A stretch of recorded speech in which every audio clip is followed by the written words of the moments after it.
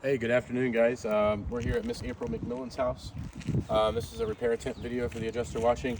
You can see here we have this wind damaged shingle. It's got a crease, it's loose. I'm going to show you guys the tools that I'll be using today. The all-in-one roof tool, that roof snake, a precision nail puller for those hard to get nails, a hammer, and just regular roofing nails. So what I'm going to do is I use this flat end of this roof snake as it's designed to break the seals. On the ones directly above this wind damaged shingle, just identify which tab it's a part of. We know that a 3-tab shingle consists of 3 tabs in one shingle. This seems to be a far right, so I'm just going to continue without further ado to carefully try to separate the seals on these shingles. Honestly, the condition of this roof, these shingles are pretty much paper thin. So I'm just going to do my best today.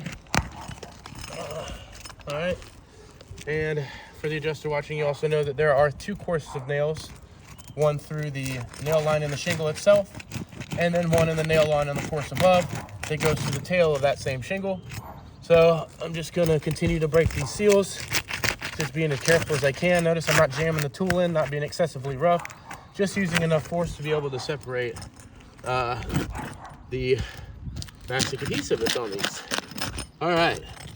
So we've got all of the shingles above that we know we're gonna have to pull nails out of, loosen. Now I'm just gonna go with the shingle itself, the 2 tabs next to that.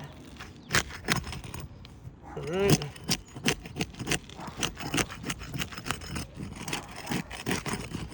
All right, guys. So we've got all of the shingles, they're loose, right? I just kind of want to get an overview, just, you know, of before I really start pulling any nails out. Obviously you can see the damaged shingle here.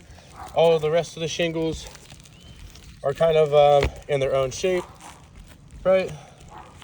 So yep, just kind of forward and back, and that way you guys can see the condition of these shingles.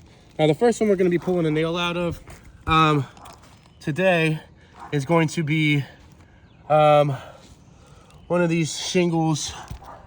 Let's see which one. So I usually have chalk up here, so it's a little bit easier to tell. We'll start with this one right here. So we've got, you know, 1, 2, 3, and then the course directly above. So what I'm gonna do is just get my precision nail puller and my hammer. If you're gonna come over to this other side, it's probably gonna be a little easier to see. You can get a little closer. All right, it's gonna be the shingle right here. I'm gonna lift it just high enough to be able to get this nail out. Notice I'm not cranking back on the shingle. All right, and pull that nail out, give it a couple taps. If you can see, yep, where that fiberglass matting is actually cracked, it's broken now. Kind of impairing the functionality of that shingle. Let's go on to the next one. Yep, we'll get a good before that. Now, lift it just slightly, be able to pull this nail out. And you guys can see that during where that point of stress is up the top of that shingle. All right, just enough to be able to grab this nail, pull it out. We'll give it a couple taps. And you can see pretty clearly, if you follow my finger up here at the top, you can see that fiberglass matting is actually cracked. It's broken as well, impairing the functionality of that tab. So let's go on to the next one. Yep, get a good before that. All right, we'll just barely lift, just enough to be able to grab the nail out. So you got the before, here's the during. All right, we'll give it a couple taps just in that. And wow, it's really kind of a common theme up here. You can see it, yep, following my finger, you can see where that fiberglass matting is actually cracked. It's broken as well, impairing the functionality of that tab. All right, on to the next one. Now this will be the last shingle that we have to pull a nail out from under in this first course. I'm gonna lift it just slightly, just enough to be able to grab that nail out. You guys got the before.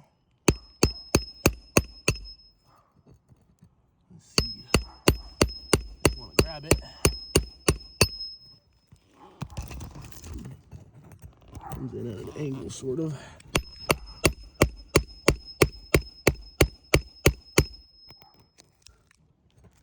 All right.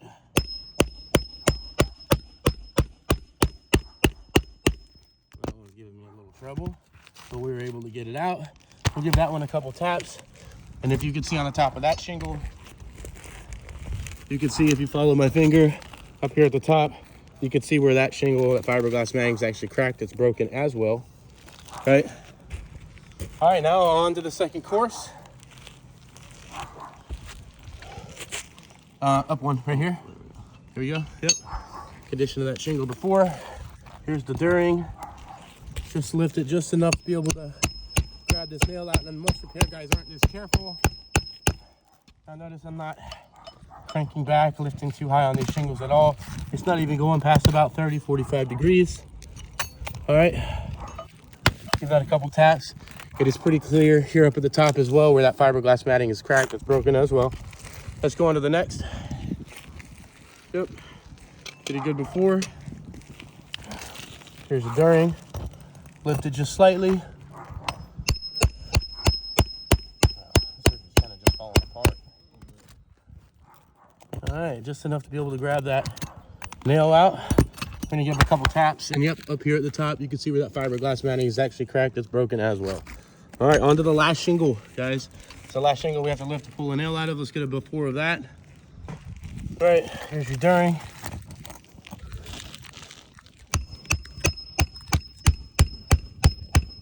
Just enough to be able to grab that nail out.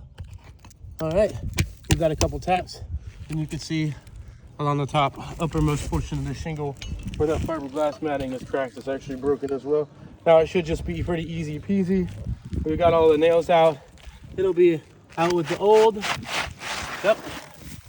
And in with the new. First, I kind of want to clean up my area, right? And then what I want to do is a visual underlayment inspection. And you can see pretty clearly right here. You can see this area where this damaged tab was at. Oh, don't lift up too high. Yep, you can see where this is kind of just bubbling. You can see where it's holding moisture. I can almost just kind of rub it off with my fingers as far as just it kind of just rolls away like eraser shavings. So really this underlayment needs to be accounted for as well. It's holding some water from wind-driven rain. Now what I'm going to be doing is putting the new shingle back in, right? And making sure it fits, lining it up, make sure the reveal's correct. All right, there we go. And I'll be using this this roof snake for this portion of the installation. And it's just so I don't have to bend these shingles back as far to get a fist under there. I can literally just hammer these nails in with minimal lift of the shingle. So everywhere I pull the nail out, I'm gonna be putting a nail back in. You can see these shingles are kind of just falling apart on me here. On to the next one. You can see with each hammer blow, it just kind of just like rains granules down. All right, on to the next one.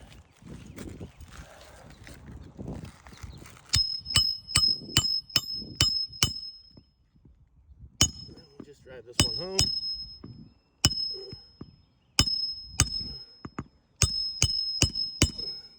Flush. All right, like I said, everywhere I pull the nail out, I'm putting the nail back in. And wow, what a beautiful day it is today over here in Georgia. It's gonna be a hot one. So yep, everywhere I pull the nail out, I'm gonna be putting the nail back in. So 2 more nails left. Notice I'm not cranking back on these shingles. Most repair guys that do small repairs like this don't even own a tool like this. Yeah, they probably should. But what we're running into here is upon replacing just one of these shingles, we started with 1 damaged tab. Now we've got 7 damaged tabs. So really it's doing more harm than good trying to spot replace this roof, as all of these shingles are affected. If I was doing a repair like this for somebody, I'd literally have to keep going down to the ground to get another shingle, another shingle, another shingle, and so on and so forth, as the shingles that I replace damage the ones around it. So when the contractor and this repair attempt has failed, this is not a repair we can put our name on. We would ask that the insurance company wouldn't either. Thank you.